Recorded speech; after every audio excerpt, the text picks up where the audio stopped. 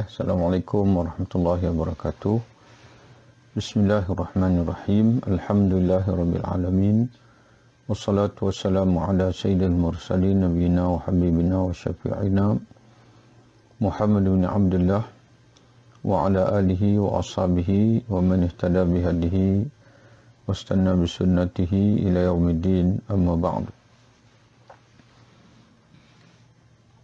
Qala musannif Al-Imam Al-Syeikh Muhammad bin Yusuf As-Sanusi Al-Hasani rahimahullah fi kitabih Al-Aqidatus Sura atau Al-Masyhur bi Ummul Barahin. Qala rahimahullah wa nafa'allahu bi'ulumihi fi darain amin. Amma burhan wujudihi ta'ala fa huduthul alami li'annahu law lam yakun lahu muhdithun bal hadatha bi nafsihi lazima an yakuna ahadul amrayni al-mutasawiyaini musawiyan li sahibihi rajihan alaihi bila sababin wa huwa muhalun. Wa dalilu huduthil alami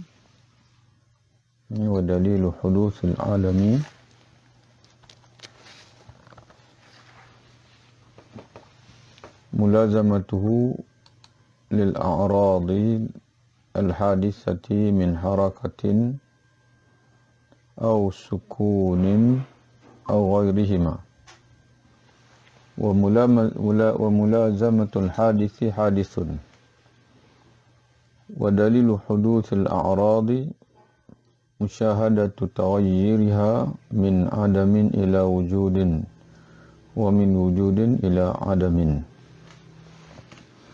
Adapun dalil bagi wujud Allah ialah alam ini yang bersifat baharu, yakni wujudnya sebelum asalnya tiada. Jadi kata Al-Imam As-Sanusi, dalil aqli bagi wujud alam, wujudnya Allah, adanya Allah, kerana di antara sifat yang wajib bagi Allah adalah wujud, sifat yang pertama sekali yang wajib kita mengenali dan mengakui tentang Allah Subhanahu Wa Taala, bahawasanya dia adalah wujud dan dia merupakan Rabb, Tuhan yang menciptakan alam ini. Jadi apa dalil adanya Allah, iaitu adanya alam ini yang bersifat baharu, di mana alam ini bukanlah dia qadim, sedia ada, sebaliknya dia hadis iaitu baharu. Makna baharu iaitu dia asalnya tidak ada, setelah diadakan oleh zat yang menciptakannya barulah dia ada. Karena jika dikatakan alam ini tiada yang mengadakannya, jadi setiap yang baharu sudah pasti ada pencipta, ada yang mengadakannya. Jika dikatakan alam ini tiada yang mengadakannya, akan tetapi ada dengan sendiri, sudah pasti akan berlaku salah satu dari dua perkara yang sama setara. Ia setara dengan yang satu lagi dan pada masa yang sama mengatasinya tanpa suatu sebab atau pencetus, dan itu adalah mustahil. Jadi alam ini dia berada di antara dua kemungkinan dia panggil. Dan dua kemungkinan itu setara, iaitu kemungkinan ada dan kemungkinan tiada. Kemungkinan ada dan kemungkinan tiada. Jadi sekarang ini kita menyaksikan bahasanya alam ni ada. Jadi sudah tentu kemungkinan ada itu sudah mengatasi kemungkinan tiada. Jadi sudah tentu ada pencetus, ada suatu sebab, ada satu zat yang telah mentarjihkan, dipanggil dalam bahasa Arabnya, mentarjihkan kemungkinan ada ke atas tiada itu. Jadi sebab itu atau pencetus itu sudah tentunya adalah Allah Ta'ala. Jadi kalaulah alam ini dia boleh setara di antara ada dengan tidak ada, kemudian dia kemungkinan ada itu telah pun mengatasi kemungkinan tiada, terbukti dengan adanya alam ini. Tiba-tiba kita menyatakan bahawa tidak ada sebarang kuasa yang mentarjihkan kemungkinan tiada atas kemungkinan ada itu, maka itu satu yang mustahil bagi akal. Ya, sebagai contohnya, apabila kita pernah bagi contoh sebelum ni rumah. Ya, rumah ini kemungkinan ada, kemungkinan tidak ada. Setara saja tu. Ya, maknanya akal kita boleh terima bahawasanya rumah itu ada. Kalau dikatakan tidak ada rumah, tak buat. Belum buat rumah pun sama. Okey. Tiba-tiba 1-2 tahun kita tak berjumpa kawan kita. Kita pun menziarahi dia.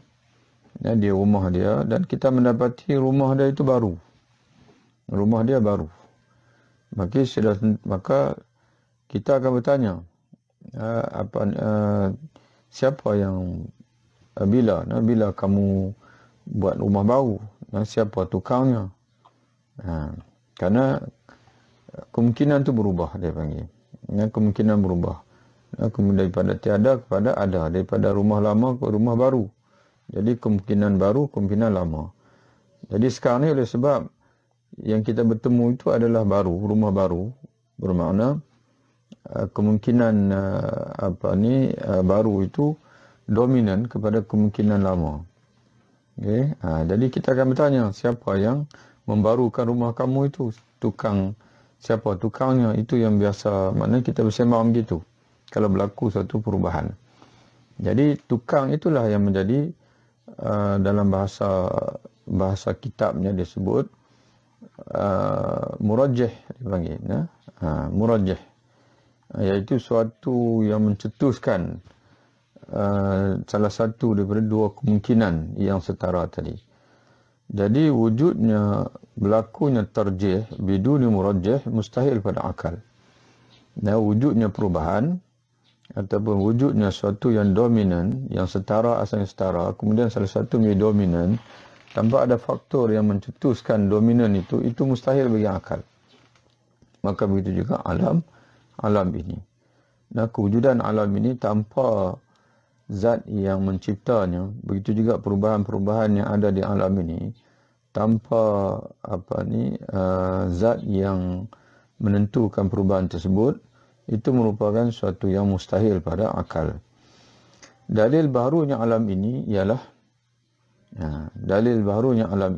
jadi kita sebut tadi bahawasanya dalil wujudnya Allah, bahawasanya alam ini, alam wujudnya alam ini yang bersifat baharu. Baharu maknanya dulu tidak ada, kemudian diciptakan baru ada. Maka timbul persoalan pula, alam ini ada. Dan adanya alam ini, adanya Allah kerana alam ini bersifat baharu. Jadi apa pula dalil bahasanya alam ini bersifat baharu? Apakah tidak mustahil? Apakah tidak dipanggil tidak boleh diterima akal? Alam ni kalau kita katakan qadim, mana dia sedia ada. Jadi kalau dia sedia ada, bermakna dia tak perlukan pencipta, tak perlukan Allah. Tak bolehkah kita bercakap begitu? Ya. Jadi maka pengarang kitab kita ni, Imam As-Sanusi, dia bawa pula dalil bahasanya alam ni baru dan mustahil alam ni qadim. Kata dia, dalil barunya alam ini ialah ia tidak sunyi dari arat-arat, iaitu sifat-sifat yang baru, sifat-sifat yang sentiasa berubah, seperti gerak dan diam dan sebagainya. Jadi kalau alam ini qadim, maka dia tidak akan ada sebarang perubahan di alam ini. Tapi kita perhati tengok bahasanya alam ini, dia sentiasa berubah. Pokok-pokok pun sentiasa berubah, manusia pun sentiasa berubah. Cumanya ada perubahan yang cepat, ada perubahan yang lambat, dia panggil. Yang macam manusia ni perubahan dia cepat. Kita nampak dengan ketara. Daripada muda, daripada kecil jadi dewasa, menjadi muda, jadi tua. Pokok-pokok pun sama juga. Daripada biji benih, tumbuh, kemudian membesar, akhirnya pokok mati dan ganti pokok yang lain. Cuma manusia melihat alam dalam skala yang besar ini, planet ini, dia seolah macam tidak berubah. sebenarnya dia berubah, cuma lambat. Dia mengalami satu proses kerana usia dia panjang. Jadi alam ini, dalil baharunya alam ini, kerana kita melatihkan alam ini tidak sunyi daripada Arab. Nah, bahasa Arab dia kata Arab, jamak kepada Arab. Arab ini adalah sifat. Ya, sifat-sifat yang baru. Contoh Arab itu ialah tinggi, lawan dia rendah. Ya, putih, hitam dia panggil, saiz besar, kecil, dan sebagainya, itu dia panggil Arab. Jadi alam ini dia tidak sunyi dari sifat-sifat tadi, dan sifat-sifat yang berlaku pada jirim, dia panggil Arab. Arab ini adalah sifat-sifat yang berdiri pada jirim-jirim itu, tinggi, rendah, putih, hitam, merah, kuning, besar, kecil, dalam, dia panggil dalam, luas, sempit, dalam, cangkat dan sebagainya, itu dia panggil sifat-sifat yang berlaku pada jirim, dipanggil Arab. Ya. Apa saja yang tidak sunyi dari yang baru, sentiasa berubah, maka ia adalah baru. Kalau alam ini memang kita pati dulu dan kini selama-lama kita pernah tak nampak sebarang sifat-sifat yang berubah tadi, maka boleh kita simpulkan alam ini sebagai qadim. Tapi yang kita perhatikan adalah alam ini sentiasa berubah dan mengalami perubahan. Itu menunjukkan bahasanya alam ini sifatnya adalah baru. Dalil barunya Arab pula. Jadi kalau kita kata tadi alam ini dalil barunya alam kerana dia itu tidak sunyi daripada Arab. Daripada sifat-sifat yang baru yang berlaku pada jirim. Jadi timbul pula persoalan, apa dalil bahasanya Arab sifat jirim itu baru? Sifat jirim itu baru. Tak bolehkah kalau kita kata jirim itu dia bersifat yang qadim? Tak bolehlah. Sebab apa? Sebab kata pengarang, dalil barunya Arab pula, mana sifat-sifat jirim itu baru, ialah sentiasa mengalami perubahan. Sebagaimana dapat kita saksikan. Mana kita sendiri dapat saksikan bahasanya sifat-sifat jirim itu sentiasa berubah. Kerana kita perhatikan jirim ni ada ketika yang dia besar, ada ketika dia kecil, ada ketika dia tinggi, ada ketika dia rendah. Itu penyaksian daripada mata sendiri, tak perlu akal pun. Maknanya kita sendiri menyaksikan depan mata kita bahasanya sifat-sifat yang berlaku kepada jisim ataupun jirim pada alam ini, dia sentiasa mengalami perubahan. Contohnya, iaitu dari tiada kepada ada. Kemudian dari ada kepada tiada. Begitulah keadaan dia. Contoh macam kita kata hidup, mati. Ada ketika hidup, ada ketika mati. Ada ketika dia muda, ada ketika tua dia panggil. Jadi semuanya sifat-sifat itu tertakluk kepada boleh ada, boleh tiada. Jadi menunjukkan bahasanya dia tidak qadim. Kerana qadim ini mesti ada. Benda yang qadim, yang sedia ada, dia mesti ada. Dia tidak boleh menerima titik ketiadaan. Itu makna qadim. Ada benda baru, mana akal boleh menerima. Kalau dikatakan dia tiada pun akal boleh terima. Kalau dikatakan dia ada pun akal boleh terima. Kalau dikatakan dia tinggi, akal boleh terima. Kalau dikatakan dia rendah pun akal boleh terima. Itu Jadi tuan-tuan sekalian, sifat-sifat Allah Subhanahu Wa Taala ini ada yang boleh diisbatkan dengan akal di samping naqli. Aqli dan naqli. Naqli ini syarak. Syarak dipanggil. Kalau dari segi hukum syarak, hukum dipanggil hujah-hujah Quran, bahwasanya alam Allah Taala itu ada. Itu banyaklah dalam Quran sendiri. Di antaranya Allah menyebutkan afillahi syakkun fatirus samawati wal ard. Fatirus samawati wal ard, apakah pada kewujudan Allah itu masih ada kesangsian, padahal dia yang menciptakan langit dan bumi? Itu dalil Quran. Tapi dalil Quran ini bolehkah kita nak baca kepada orang India, orang Cina yang belum Islam? Maka di sana memerlukan pada dalil akal. Jadi sebab itu orang Islam ini, dia berasa dalil akal ni tak perlu, sebab dia sudah tidak lagi menjadi pendakwah. Ya, dia banyak, bagaimana kita sebut sebelum lah, banyak pengajian akidah pada ini berada dalam gelanggang sama-sama sendiri, dia panggil. Ya, gelanggang sama-sama sendiri. Kita tidak masuk dalam gelanggang orang lain. Kerana umat pada ini, umat yang kita perhatikan, dan tidak ada semangat lagi untuk mengajak orang masuk Islam. Sebaliknya, semangat untuk bersaing sama-sama sendiri. Bersaing di akidah Asy'ariyah dengan Salafiyah, akidah Asy'ariyah dengan Maturidiyah. Tapi jaranglah kita perhatikan Maturidiyah dengan Asy'ariyah ni dia bertembung. Yang selalu bertembung dengan Syiah, dengan Mu'tazilah, dengan Salafiyah dan sebagainya. Itu semua pertembungan sama-sama sendiri. Sebaliknya, kalau kita betul jati, kalau betul kita nak membina dakwah secara Rasulullah SAW, ialah kita berani berdepan dengan orang bukan Islam. Dan untuk mengajak mereka ke dalam Islam. Bahkan mereka lebih memerlukan dakwah kita. Kerana kalau kita tak dakwah, kalau orang Salafiyah, dia tak dakwah Asy'ariyah, Asy'ariyah tak dakwah Salafiyah sekalipun, insya-Allah masing-masing semua itu sudah ada tempat dalam syurga. Yang masing-masing semua itu ada tempat dalam syurga, insya-Allah. Tapi rakan-rakan semanusia kita, Cina, India dan sebagainya, tak ada tempat lagi dalam syurga. Mereka belum pun mengucap kalimah syahadah. Jadi sebenarnya mereka lebih memerlukan dakwah kita. Dan kita tak boleh guna pendekatan membaca ayat Quran pada mereka, kerana mereka akan kata, kami tak percaya Quran. Inilah pentingnya hujah akal sama ada.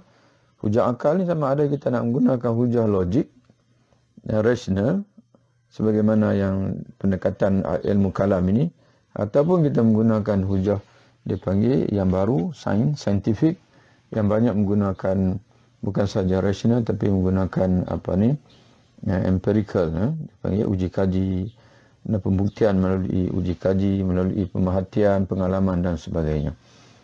Wa amma burhan wujubil qidami lahu ta'ala fali'annahu okay, kita letakkan baris dulu. InsyaAllah tuan-tuan sekalian, nota yang ada pada tuan-tuan itu mungkin tidak lengkap. Mungkin nanti dalam ini tujuan, di antara tujuan kita mengadakan majlis pembacaan ni adalah untuk kita betulkan kekurangan-kekurangan yang ada pada matan dan juga betulkan kesilapan. Untuk menambahkan kekurangan, melengkapkan kekurangan, juga betulkan kesilapan-kesilapan yang ada. Nanti insya-Allah anda akan bagilah matan yang telah dibetulkan. Di samping nota kaki pun banyak yang anda tambahnya. InsyaAllah anda bagikan nanti. Kemudian masuk dalil wujubil qidam. Wajibnya sifat qidam, sifat sedia ada bagi Allah Subhanahu wa taala. Dalil wajibnya Allah bersifat dengan qidam, yang sedia ada, ialah kerana jika Allah tidak sedia ada, tidak qadim, makanya dia adalah hadis. Bermakna dia adalah hadis. Kalau kita menafikan Allah Ta'ala bersifat dengan qadim, sedia ada, bermakna kita ingin menyatakan bahawa Allah itu bersifat dengan hadis, iaitu baharu, dan memerlukan kepada zat yang lain yang mengadakannya. Kalau dia dah baharu, maka sudah tentu dia memerlukan kepada zat yang lain yang mengadakannya. Maka pastinya akan berlaku daur dan tasalsul. Daur dan tasalsul. Jadi apa makna daur dan juga tasalsul ini? Jadi kita ambil tasalsul dulu. Itu lagi senang kita faham, kita ambil yang senang kita faham. Tasalsul ini ialah rentetan yang berlaku tanpa kesudahan. Itu tasalsul. Sebagai contohnya, kita kata A wujud dengan sebab B. B pula wujud dengan sebab C. C pula wujud dengan sebab D. D pula wujud dengan sebab E. Sampailah tanpa kesudahan. Jadi akan berlaku begitu. Dan akal tak dapat terima. Sebagai contoh kita kata, alam ni wujud dengan sebab Allah. Allah pula wujud dengan sebab Tuhan. Tuhan kita kata. Mana Allah tu Tuhan lah. Tapi ada lagi Tuhan lain sebelum dia. Okey, Tuhan yang lain sebelum dia itu, maka oleh sebab dia Tuhan, maknanya oleh sebab kita kata Tuhan pun tak qadim, sama dengan makhluk juga, hadis. Maka sebelum Tuhan yang menjadikan Allah itu, ada Tuhan lain pula yang menjadikan Tuhan. Lagi maknanya sebelum tu ada Tuhan lagi. Jadi kita tanya siapa yang sebenarnya Tuhannya. Jadi sebab itu mustahil berlaku begitu. Mustahil ni berlaku tasalsul itu. Dia tidak akan ada kesudahan.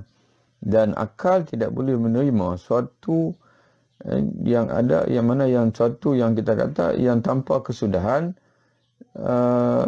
orang panggil apa, sehingga tidak ada dia panggil titik mula. Itu akal tidak dapat terima. Jadi sudah tentu, tuan-tuan sekalian, dan mesti ada zat yang qadim, yang dia tu sifatnya sedia ada, barulah dia panggil akan putusnya tasasul tadi. Putusnya tasasul tadi. Daur pula ialah dia panggil rentetan juga, tetapi dalam dia panggil pusingan, dalam pusingan, dalam bentuk pusingan. Contoh macam kita kata apa ni, ayam datang daripada telur. Telur datang daripada ayam. Sebagai macam mana orang tanya saulah. Orang tanya kita, daripada mana datangnya telur?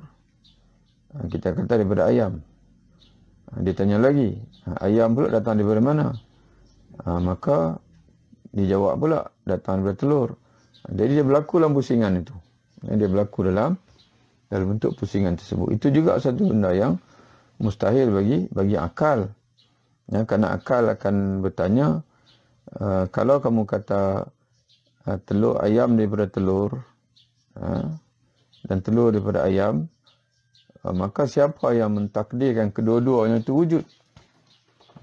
Jadi sebab itu pusingan di alam ini tidak akan boleh dihuraikan. Tidak akan boleh dihuraikan oleh akal, melainkan akal kena mengakui bahwasanya alam ini wujudnya pencipta. Dan pencipta itu, dia mesti, yang pertama sekali, dia mesti sudah ada sebelum adanya yang lain. Dan yang keduanya, dia mesti bersifat dengan qadim, sedia ada. Dia mesti bersifat dengan sedia ada. Dan untuk mengelakkan dia panggil berlakunya daur dan juga tasalsul dalam akal kita, dalam logik akal kita. Jadi logik akal menegaskan bahawasanya tidak boleh berlaku tasalsul, dan juga tidak boleh berlaku daurun, rentetan tanpa kesudahan, dan juga rentetan dalam pusingan dipanggil. Jadi bagaimana nak menafikan daur dan tasalsul ini, maka akal mengisbatkan bahawasanya di sana adanya zat, satu-satunya zat yang bersifat dengan qadim, dan dia wujud sebelum yang lain, dan kewujudannya adalah bersifat sedia ada, tanpa didahului oleh dia panggil kewujudan yang lain, yang menciptanya. Kalau ada kewujudan yang lain yang menciptanya, maka kewujudan yang sebelum itulah yang perlu bersifat dengan qadim. Dan kita sedia maklum bahwasanya sebagaimana sabit dengan hadis Nabi, dengan Al-Quran dan sebagainya, Allah Subhanahu Wa Taala ni huwal awwalu wal akhiru, dan Nabi sendiri mentafsirkan al-awwalu laisa qablahu syai'un. Kemudian wa amma burhan wujubil baqa'i lahu ta'ala, wa amma burhan wujubil baqa'i lahu ta'ala. Jadi tuan-tuan sekalian, sebelum kita masuk dalam dalil bukti sifat-sifat Allah yang lain, dalam pengajian ilmu kalam ini ada 3 kaedah, 3 atau 4 kaedah yang penting. Hujah akli dia panggil, logik akal yang digunakan oleh ulama untuk meyakinkan akal manusia tentang kewujudan Allah Subhanahu wa taala. Yang pertama tadi kita sebut tadi, mula-mula tadi dia panggil kaedah ataupun hujjah butlani rujhan biduni murajjihin. Wujudnya dipanggil wujudnya suatu yang dominan, wujudnya suatu yang dominan di antara dua perkara yang setara mustahil tanpa ada sesuatu yang mencetuskan sifat dominan itu.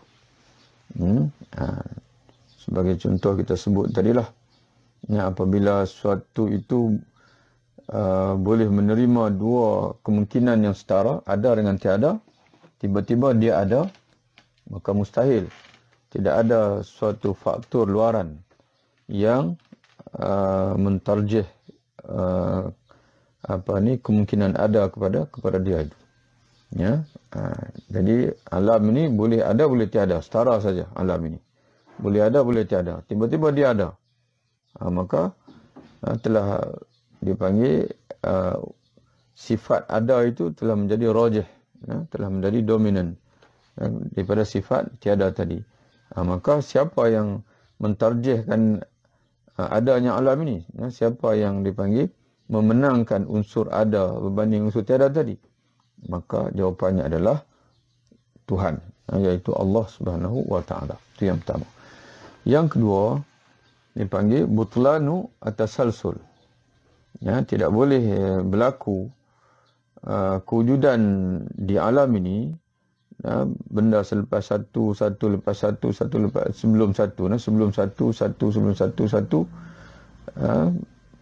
mana rentetan itu berlaku tanpa penghujung. Mesti ada penghujung. Mesti ada penghujung. Dan begitu juga butlanu ad-daur. Tidak boleh berlaku suatu rentetan dalam pusingan. Ayam daripada telur, telur daripada ayam. Melainkan akal akan berkata kepada kita, sekalipun kita boleh menerima pusingan itu, pasti ada suatu kuasa lain yang menentukan pusingan tersebut. Sebelum kita kata kita datang daripada ayah kita, ayah kita datang daripada tok wan kita, kemudian berlaku pula pertemuan lelaki perempuan yang menjadi orang panggil apa, pusingan bagi ataupun susu galur bagi kehidupan manusia di alam ini, maka sudah tentu akal akan mencari siapa yang mengadakan proses itu, proses pelegaran di antara manusia dengan sperma ataupun dengan telur tadi. Manusia datang daripada mani. Mani pula datang daripada manusia. Begitulah pusingan alam berlaku. Jadi kalaulah akal tidak mengisbatkan pencipta bagi kedua-dua sekali, pencipta manusia dan pencipta mani, dan juga pencipta sistem dia panggil, sistem orang kata apa, sistem peredaran zuriat di antara manusia ini, maka kalau tidak ditemui, maka akal kata mustahil. Dan mustahil boleh berlakunya daur itu, melainkan mesti proses itu bermula dengan satu zat yang qadim, iaitulah Allah Subhanahu wa taala. Dan tuan-tuan sekalian, satu lagi digunakan juga oleh para ulama kalam kita dalam mengisbatkan adanya Allah Ta'ala itu, iaitu dia panggil qanun al-aliyah ataupun qanun al-illatu al-ghaiyah, di mana diperhatikan di alam ini berlaku dia panggil undang-undang sebab musabab yang kuat, undang-undang sebab musabab yang kuat dia panggil, ataupun alam ini berjalan dengan begitu tersusun, begitu teratur. Dan macam kita lah, bila kita perhatikan rumah itu ada 3 bilik dan kemudian disusun elok, bahagian dapur ada, bahagian ruang tamu ada, maka mustahil kalau dikatakan berlaku dengan sendiri, melainkan ada orang yang susun, Itu dia panggil qanun al-aliyah ataupun al-illah al-ghaiyah. Jadi bila alam ni begitu tersusun, menunjukkan bahasanya ada zat yang menyusunnya. Zat itu adalah Allah Subhanahu wa taala. Itu dia panggil dari segi akidah Asy'ariyah, al-kalam. Dia menggunakan kaedah-kaedah itu. Tapi bagi ahli falsafah pula, walaupun hampir sama, tapi dia menggunakan beberapa istilah yang berbeza yang kita boleh gabungkan. Bahkan sekali imbas pendekatan ahli falsafah ini kadang-kadang lebih senang difahami oleh pendekatan ilmu kalam. Tapi kesemuanya itu mana maksud kita ahli falsafah Islam, bukan ahli falsafah yang mulhid, yang menafikan Tuhan. Di antaranya Imam Ibn Rushd dia panggil. Dia pun banyak kitab juga menulis tentang hujah-hujah mengisbatkan Tuhan, mengisbatkan adanya Allah, mengisbatkan kekuasaan Allah dengan menggunakan hujah-hujah falsafah dia panggil. Iaitu di antaranya disebut dalil al-ibda' dia panggil. Dalil yang menunjukkan, yang buktikan adanya Allah itu ialah al-ibda' dia panggil. Ibda' ni ialah kreatif dia panggil. Kreatif. Alam ni kita nampak sangat kreatif. Alam ni dia panggil sangat kreatif. Mana dia sentiasa baharu. Mana alam ni sentiasa baharu melalui proses yang dipanggil yang proses yang sentiasa baharu. Jadi menunjukkan mesti ada yang menciptanya. Yang keduanya ialah dalil harakah dia panggil. Dalil pergerakan. Alam ni dia bukan statik, dia sentiasa bergerak melalui proses. Proses sentiasa bergerak, maka itu menunjukkan bahasanya ada zat yang menggerakkan dia. Yang ketiga, dalil al-hudus dia panggil. Alam ini dia bukan qadim, dia bukan asalnya tidak ada, bahasanya ada tidak. Dia asalnya kosong. Kemudian wujud setelah dia panggil kosong, dia menjadi ada, jadi menunjukkan mesti ada zat yang mengadakan dia. Mana zat yang murajjah dia panggil, yang mentarjih unsur ada ke atas unsur tiada. Dan yang keempat dia panggil dalil inayah. Dia panggil dalil inayah. Mana alam ini sentiasa terjaga, sentiasa terpelihara. Makhluk-makhluk yang ada di alam ini sentiasa dapat rezeki. Burung-burung dan sebagainya. Jadi seolah-olah bahawasanya ada di sana kuasa yang menjaga maslahat, memelihara perjalanan alam ini. Itu dalil al-inayah. Jadi keempat-empat dalil ini, keempat-empat burhan ini digunakan oleh Imam Ibn Rushd dalam kitab dia. Jadi tuan-tuan perempuan yang dirahmati Allah Ta'ala sekalian, itu kita sebut sikit dari sudut pandangan ahli falsafah. Cuma mungkin tuan-tuan tanya, bagaimana ada ahli falsafah Islam yang menyatakan alam ni qadim, di samping Allah Ta'ala.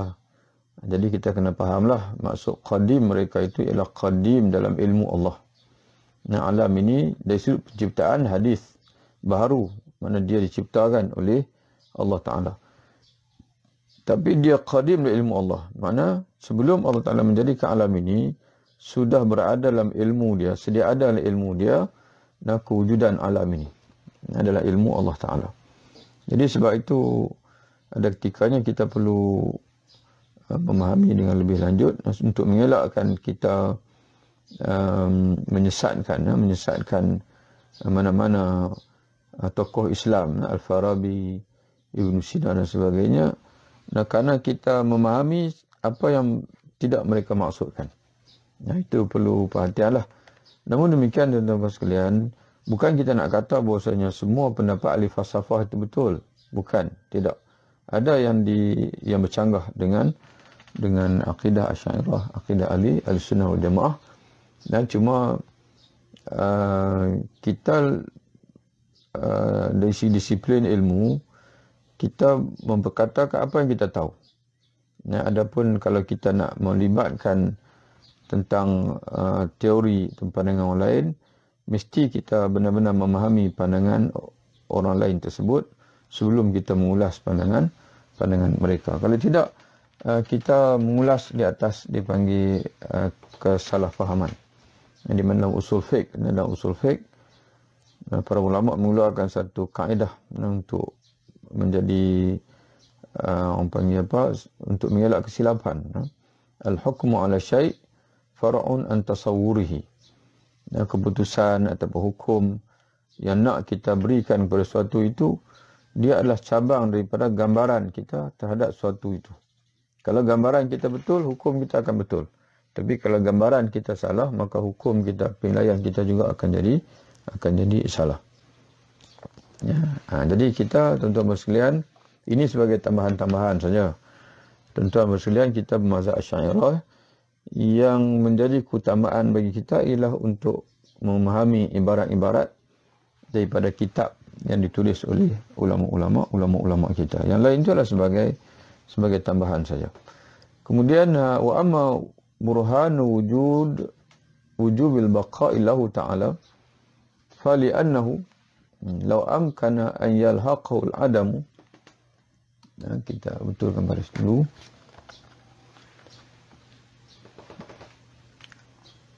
Lan tafa anhu al-qidamu likauni wujudihi hina idzin jaizan la wajiban wal jaizu la yakunu wujuduhu illa hadithan kaifa wa qad sabaqa qariban wujubu qidamihi ta'ala wa baqa'ih. Adapun dalil wajibnya Allah bersifat dengan baqa' ini kekal. Kalau tadi Allah Ta'ala bersifat dengan dalil, Allah Ta'ala bersifat dengan sedia ada, qadim, qidam. Sekarang ni sifat yang ketiga yang wajib kita yakin bagi Allah ialah baqa' kekal. Mana dia zat yang tidak akan binasa, tidak akan musnah, tidak akan hilang sampai bila-bila. Sekalipun pada ketika berlakunya kiamat, di mana Allah membinasakan, musnahkan alam ini. Karena jika zat Allah boleh ditimpa ketiadaan, mana boleh ditimpa dengan musnah, boleh ditimpakan mati dan sebagainya, maka akan ternafilah darinya sifat qidam yang ini sedia ada tadi. Kerana tanpa sifat baqa' kekal, kewujudan Allah akan menjadi jaizul wujud sahaja. Yang ini boleh ada dan boleh tiada. Bukan wajibul wujud, yang ini mesti ada. Jadi kesimpulannya senang saja. Kalau Allah Ta'ala tak bersifat dengan kekal, maka dia itu akan menjadi barulah. Akan menjadi sama dengan makhluk. Di mana sifat makhluk ini boleh ada, boleh tiada. Jadi ini bercanggah dengan penegasan kita sebelum ini yang telah pun kita bertemu dengan hujah-hujahnya, bahasanya Allah Ta'ala ini dia mesti ada. Mesti ada. Dia panggil wajibul wujud. Tidak boleh tidak ada. Akal tak boleh gambarkan macam mana Tuhan yang menjadikan alam ini dia tidak ada. Okay? Jadi zat yang bersifat dengan kemungkinan tiada itu adalah yang bersifat jaiz, iaitu makhluk. Jadi kerana itu, kalaulah kita tidak mensifatkan kedua-dua sekali sifat baqa' dari samping sifat qidam bagi Allah Ta'ala, maka akan berubahlah Allah Ta'ala ini daripada wajibul wujud, zat yang mesti ada, kepada zat yang jaizul wujud dipanggil, iaitu makhluk, yang mana kewujudannya tidak lain melainkan bersifat baharu. Jadi bagaimana hendak diterima akal, sedangkan baru saja ditegaskan tadi bahawa Allah ini wajib bersifat dengan qidam, sedia ada. Maka dia juga wajib bersifat dengan baqa' kekal. Kerana suatu zat yang nak memakai status wajib ada itu, dia mesti ada kedua-dua sekali. Dia mesti bersifat dengan sedia ada. Kalau dia bersifat dengan permulaan, maka dia tidak wajib ada pada akal. Begitu juga dia juga mesti wajib bersifat dengan baqa' kekal. Karena kalau dia tidak kekal, bermakna dia juga tidak layak untuk dikatakan wajib ada. Ini mesti ada. Kerana dia ketika nanti dia akan binasa. Jadi hasyalillah, maha suci Allah daripada binasa, dan sebagaimana maha suci Allah daripada berpermulaan. Wa amma burhan wujubi mukhalafati ta'ala lil hawadith fali'annahu law ma sala syai'an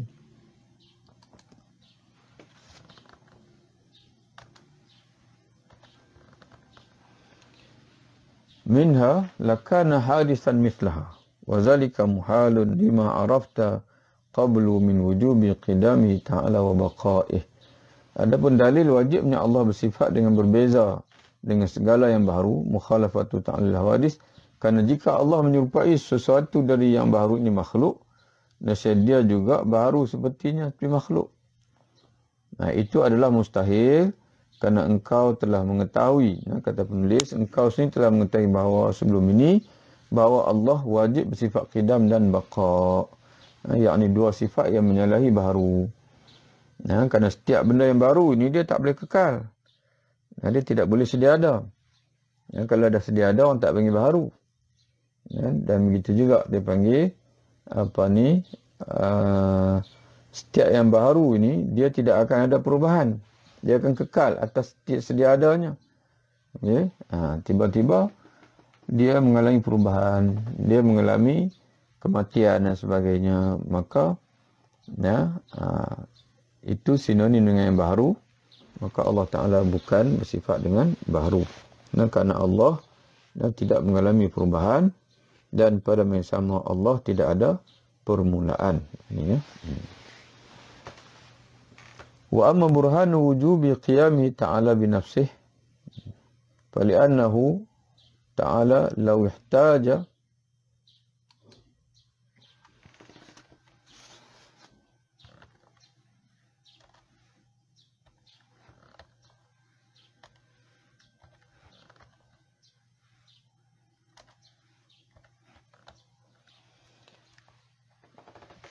فلأنه تعالى لو احتاج إلى محل لكان صفة وصفة لا تتصف بصفات المعاني ولا المعنوية ومولانا جل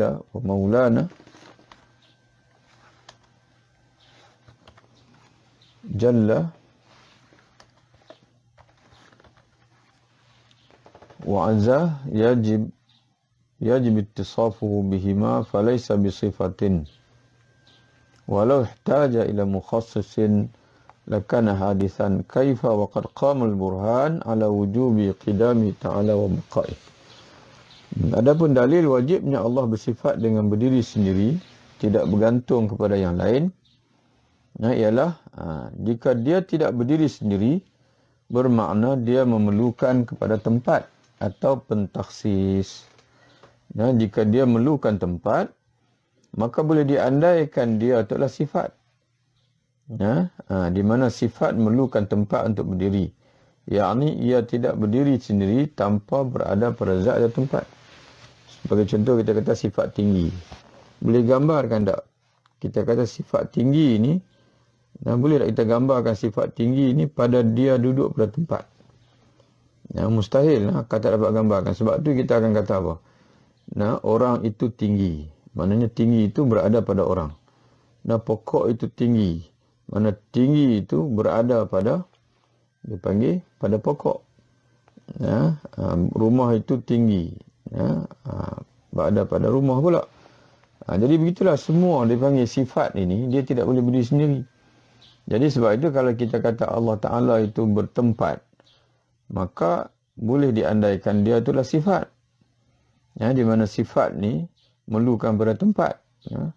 Namun hal itu mustahil. Kalau kita nak andaikan Allah Ta'ala sifat bukan zat, maka itu adalah mustahil. Sebab kenapa? Kerana jika dia adalah sifat, bagaimana mungkin untuk dia bersifat pula dengan sifat-sifat ma'ani dan ma'nawiyah? Jadi sifat hanya berdiri pada zat atau tempat. Ini panggil. Dia tidak boleh berdiri, sifat tak boleh berdiri pada sifat. Jadi menunjukkan bahasanya tenafilah Allah Subhanahu Wa Taala ini kalau kita nak andaikan dia sebagai sifat, sebaliknya dia adalah zat yang berdiri sendiri dan tanpa berdiri pada yang lain. Dan katalah kemungkinan itu tidak ada. Kita kata Allah Ta'ala itu kalau dia itu memerlukan kepada tempat, makna kemungkinan dia itu adalah zat. Ya. Kalau dia bergantung. Okay, sekarang ni kita nafikan yang itu. Maka berlaku satu lagi kemungkinan. Ada kemungkinan tak dia itu wujud, dia panggil dengan adanya pentaksis. Kalau Allah Ta'ala itu tidak berdiri dengan sendiri, bermakna dia memerlukan kepada orang yang mendirikan dia, yang mengadakan dia.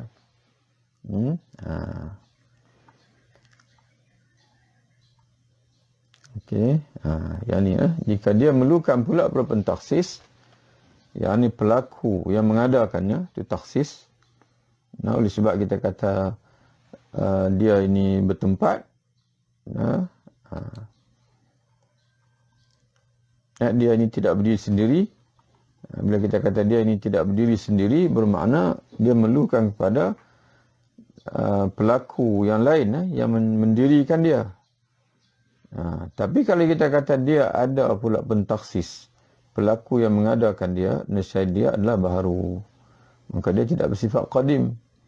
Namun bagaimana kenyataan ini hendak diterima sedangkan telah tegak dalil atas wajibnya Allah bersifat dengan qidam dan baqa' tadi, iaitu dia adalah wajibul wujud, wajib ada.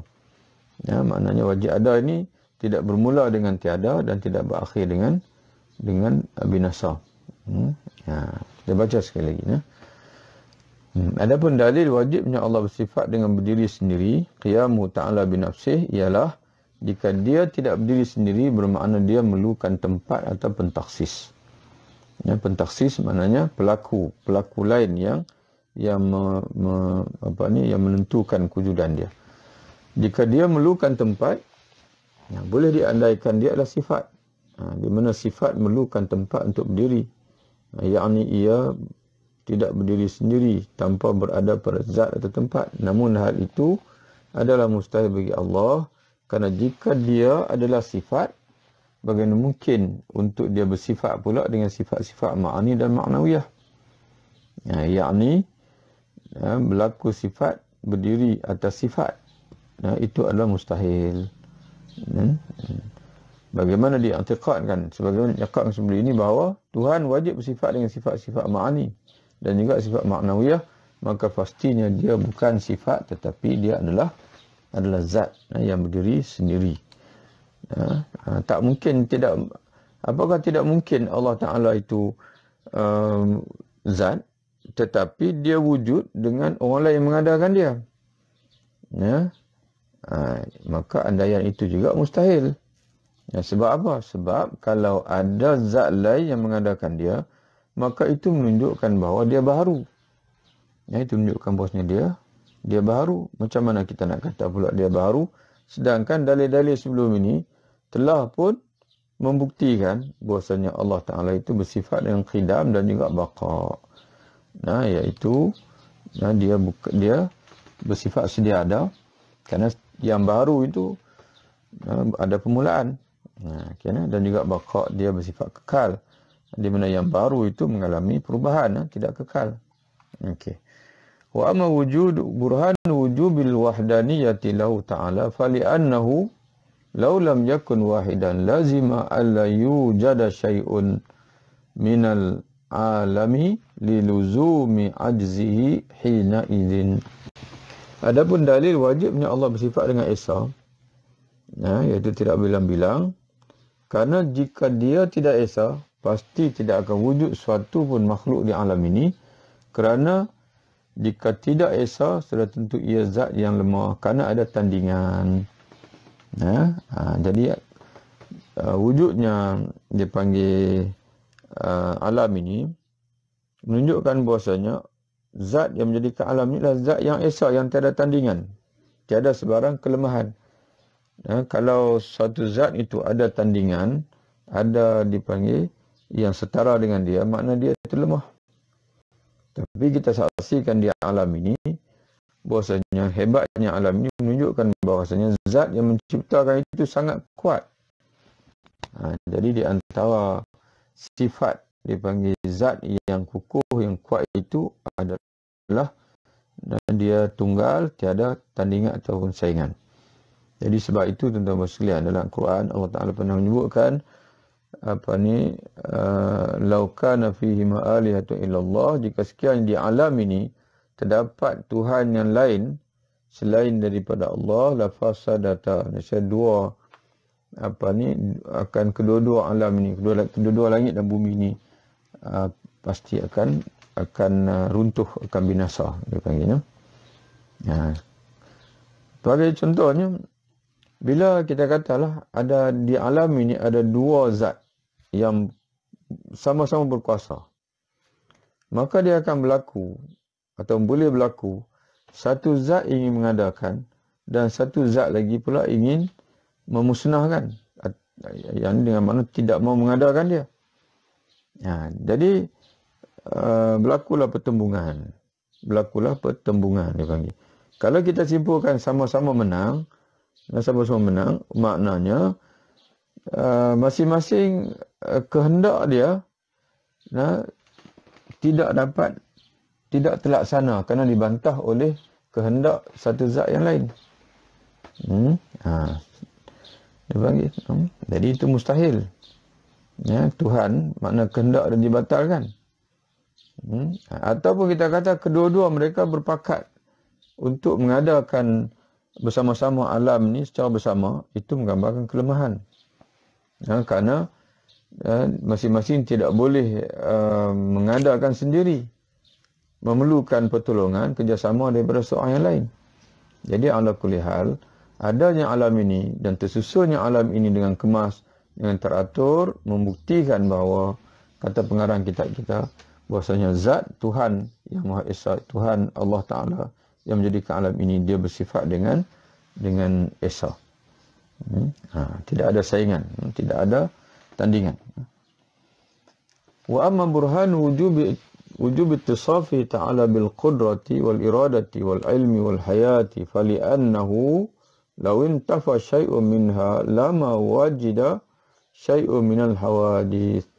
Adapun dalil wajibnya Allah bersifat dengan berkuasa, berkehendak, berilmu, mengetahui dan juga hidup ialah jika dia tidak ada salah satu dari sifat-sifat ini, nescaya tidak akan ada sesuatu pun dari perkara-perkara baru yang makhluk. Kerana nak menciptakan makhluk yang begini hebat di alam ini memerlukan kepada kudrah, kuasa. Satu zat yang nak menciptakan alam ini, kita perhati alam yang hebat ini, dia memerlukan kepada kuasa. Dia memerlukan kepada kehendak. Kalau dia tidak berkehendak untuk mencipta, bagaimana boleh wujudnya ciptaan? Dia mesti ada ilmu. Kalau dia tidak ada pengetahuan, tidak ada ilmu, bagaimana dia nak mencipta alam ini dengan begitu tersusun dengan sistem, dengan undang-undang yang ditetapkan. Dan begitu juga lagi-lagilah kalau kita kata Allah tidak hidup, jadi bagaimana zat yang kalau tidak, dia tidak boleh menjadi pencipta. Wa amma burhan wujubi sam'i lahu ta'ala wal basari wal kalami wal kitab was sunnatu wal ijma'. Nanti kita berhenti sinilah, insya-Allah nanti kita sambung lagi. Ini kita masuk sifat-sifat yang mana boleh diisbatkan dengan dalil-dalil dia panggil syar'i, dalil Quran hadis, iaitu basar, kalam, sama dan sebagainya. Dan insya-Allah nanti kita bertemu lagi insya-Allah pada kesempatan yang lain. Dan mudah-mudahan dengan usaha kita untuk kita menajamkan pemikiran kita. Memanglah sahabat-sahabat sekalian, tuan-tuan sekalian, kalau kita dari segi nak senang tu kita boleh mengaji dengan cara senang, tapi sekarang ni kita dikurniakan akal oleh Allah Subhanahu Wa Taala untuk berfikir, dan di antara yang diperintahkan oleh Allah dalam Quran ialah merenung alam ini untuk kita menghadirkan kewujudan Allah dalam diri kita, untuk kita menghadirkan kekuasaan Allah dalam diri kita, untuk kita meyakini sesungguh-sungguhnya maha berkuasanya Allah Ta'ala, maha agungnya Allah Subhanahu Wa Ta'ala, maha dipanggil bahwasanya kewujudan Allah Subhanahu Wa Taala itu semuanya tidak dapat dinafikan oleh akal fikiran manusia. Wallahu a'lam bishawab. Assalamualaikum warahmatullahi wabarakatuh. Okeynya. Boleh tuan-tuan dan sekalian ya. Boleh faham ya? Faham pelan-pelan lah, insya-Allah. Ya. Nanti kita akan jumpa satu lagi matan ke depan nanti, matan Imam Al-Haddad. Itu matan yang boleh dikatakan sepenuhnya berdasarkan kepada nas yang daripada Quran. Memang bagi kita yang dah Islamnya, memang kita memerlukan matan itulah. Ini matan ini dia baina-baina dia panggil.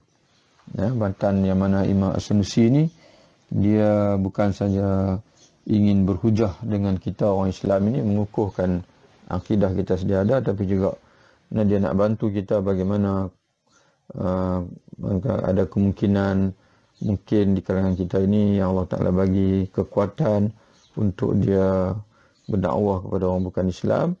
Jadi di antaranya ialah hujah-hujah akli inilah yang dia kena beratkan. Dia kena mahirkan pemikiran dia. Hujah-hujah kepetahan bercakap dia, kepetahan berfikir, dan menggunakan rasional, akal. Kerana orang-orang yang belum Islam, dia tidak yakin, tidak percaya kepada Quran. Jadi kita kena yakinkan dia dulu dengan hujah-hujah akal. Bila dia yakin, dia masuk Islam. Setelah itu barulah kita ajar dia, dia panggil dalil-dalil syarak. Ada dalil yang mengukuhkan, yang memperkenalkan kepada dia tentang Allah Subhanahu Wa Taala. Dan di sini kita berhenti, insya-Allah. Kita berjumpa lagi. Nanti kita akan beritahu, bila pula untuk kita sambung lagi. Ya. Jadi dalam perhitungan anak tu, dalam 3 majlis kita beri sudah ummatan Ummul Barahin ini, tapi oleh kerana pembahasannya itu agak dipanggil agak rumit juga, perlu penjelasan yang lebih. Jadi mungkin dalam 5 majlis, 5 ataupun 6 majlis untuk kita khatam matan ni, insya-Allah. Ya, wabillahi taufik, sehingga kita berjumpa lagi insya-Allah. Assalamualaikum warahmatullahi wabarakatuh.